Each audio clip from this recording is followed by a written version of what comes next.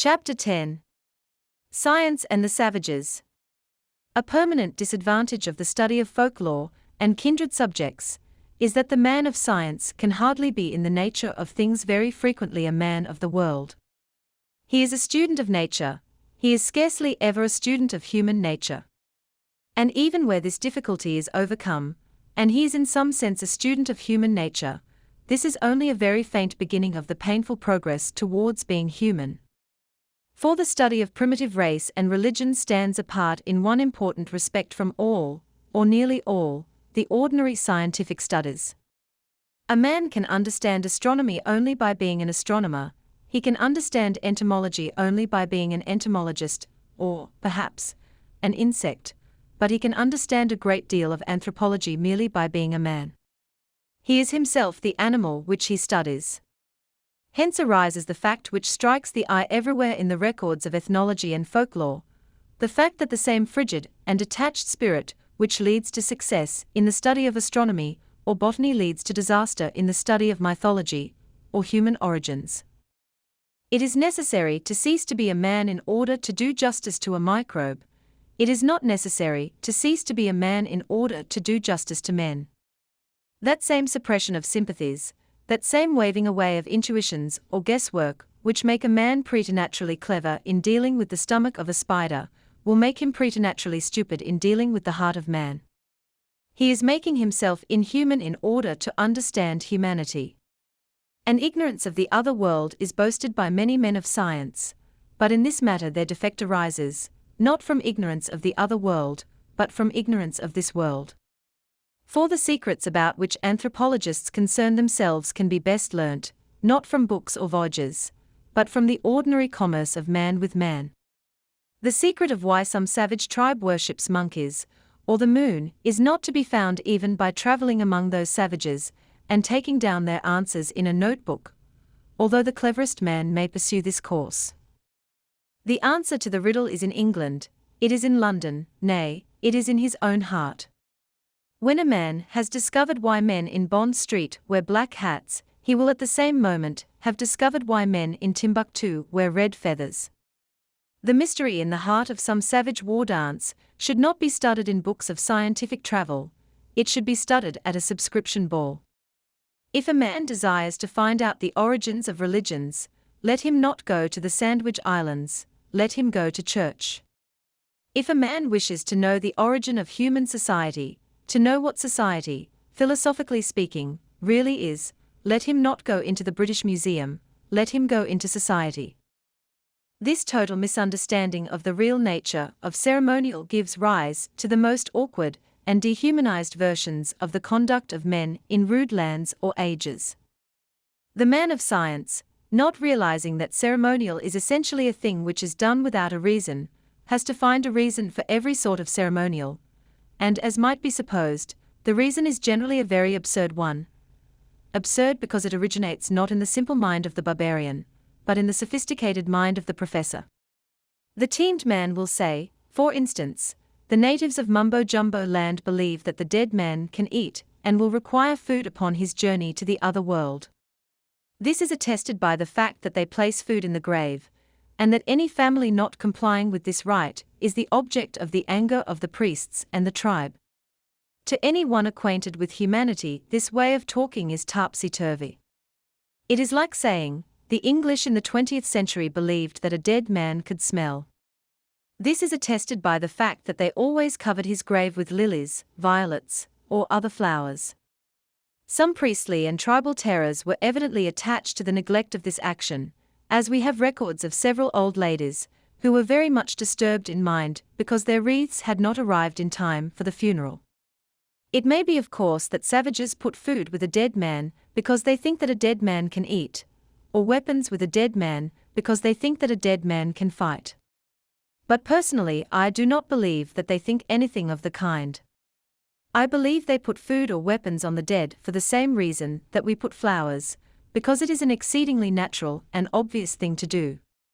We do not understand, it is true, the emotion which makes us think it obvious and natural, but that is because, like all the important emotions of human existence, it is essentially irrational.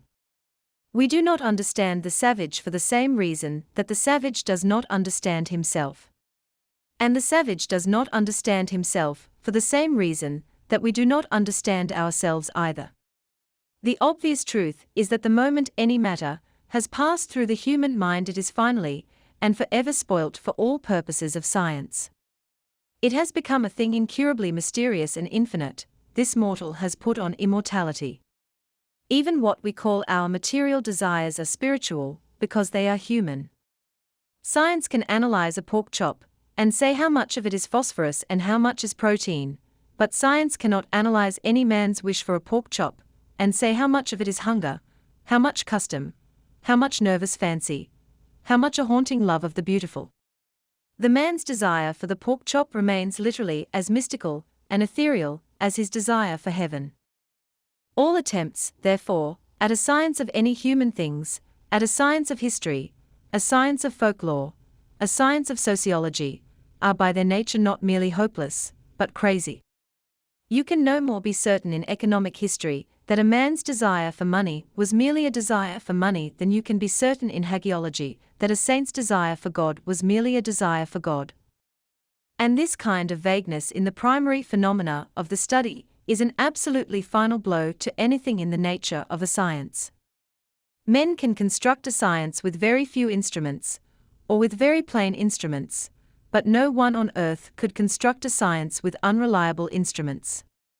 A man might work out the whole of mathematics with a handful of pebbles, but not with a handful of clay which was always falling apart into new fragments, and falling together into new combinations. A man might measure heaven and earth with a reed, but not with a growing reed.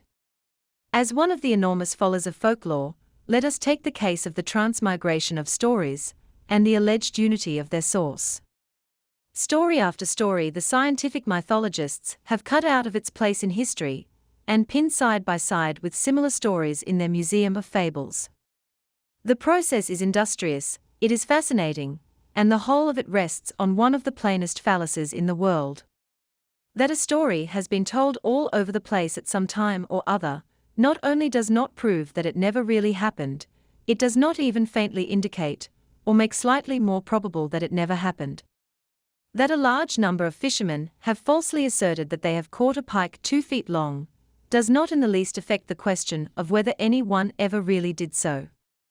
That numberless journalists announce a Franco-German war merely for money is no evidence one way or the other upon the dark question of whether such a war ever occurred.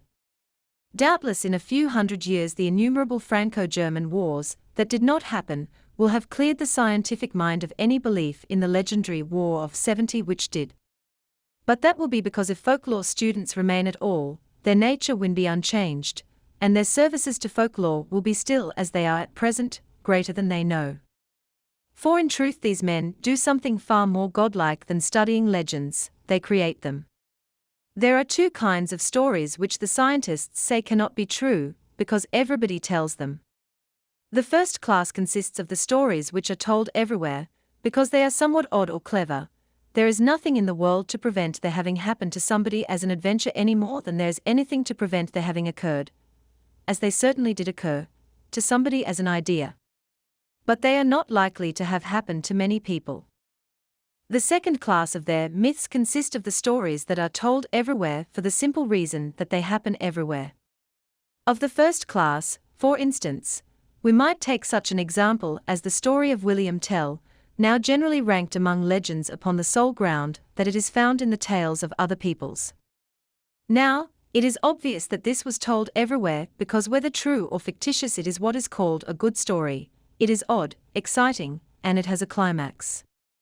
But to suggest that some such eccentric incident can never have happened in the whole history of archery, or that it did not happen to any particular person of whom it is told, is stark impudence.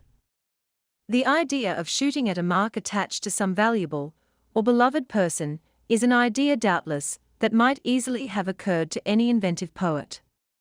But it is also an idea that might easily occur to any boastful archer. It might be one of the fantastic caprices of some storyteller. It might equally well be one of the fantastic caprices of some tyrant. It might occur first in real life and afterwards occur in legends. Or it might just as well occur first in legends and afterwards occur in real life. If no apple has ever been shot off a boy's head from the beginning of the world, it may be done tomorrow morning, and by somebody who has never heard of William Tell. This type of tale, indeed, may be pretty fairly paralleled with the ordinary anecdote terminating in a repartee, or an Irish bull. Such a retort as the famous Je ne vois pas la nécessité, we have all seen attributed to Talleyrand, to Voltaire, to Henri Quatre, to an anonymous judge, and so on. But this variety does not in any way make it more likely that the thing was never said at all. It is highly likely that it was really said by somebody unknown. It is highly likely that it was really said by Talleyrand. In any case, it is not any more difficult to believe that the MOT might have occurred to a man in conversation than to a man writing memoirs. It might have occurred to any of the men I have mentioned. But there is this point of distinction about it, that it is not likely to have occurred to all of them. And this is where the first class of so-called myth differs from the second to which I have previously referred. For there is a second class of incident found to be common to the stories of 5 or 6 heroes, say to Sigurd, to Hercules, to Rustum, to the Cid, and so on. And the peculiarity of this myth is that not only is it highly reasonable to imagine that it really happened to one hero, but it is highly reasonable to imagine that it really happened to all of them. Such a story, for instance, is that of a great man having his strength swayed or thwarted by the mysterious weakness of a woman. The anecdotal story, the story of William Tell, is, as I have said, popular because it is peculiar. But this kind of story, the story of Samson and Delilah, of Arthur and Guinevere, is obviously popular because it is not peculiar. It is popular as good, quiet fiction is popular because it tells the truth about people. If the ruin of Samson by a woman, and the ruin of Hercules by a woman, have a common legendary origin, it is gratifying to know that we can also explain, as a fable, the ruin of Nelson by a woman and the ruin of Parnell by a woman.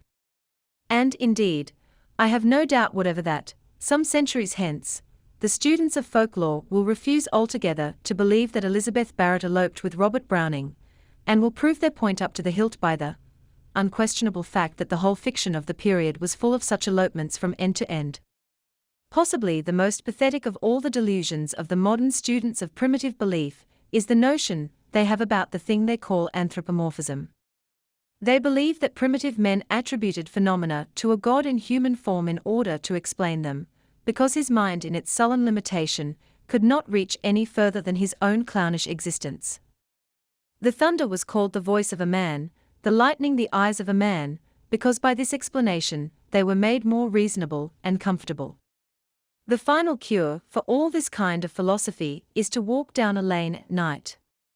Anyone who does so will discover very quickly that men pictured something semi-human at the back of all things, not because such a thought was natural, but because it was supernatural, not because it made things more comprehensible, but because it made them 100 times more incomprehensible and mysterious.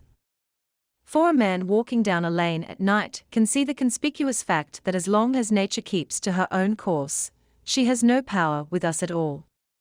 As long as a tree is a tree, it is a top-heavy monster with 100 arms, 1,000 tongues, and only one leg. But so long as a tree is a tree, it does not frighten us at all. It begins to be something alien, to be something strange, only when it looks like ourselves.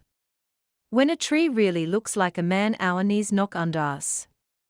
And when the whole universe looks like a man, we fall on our faces.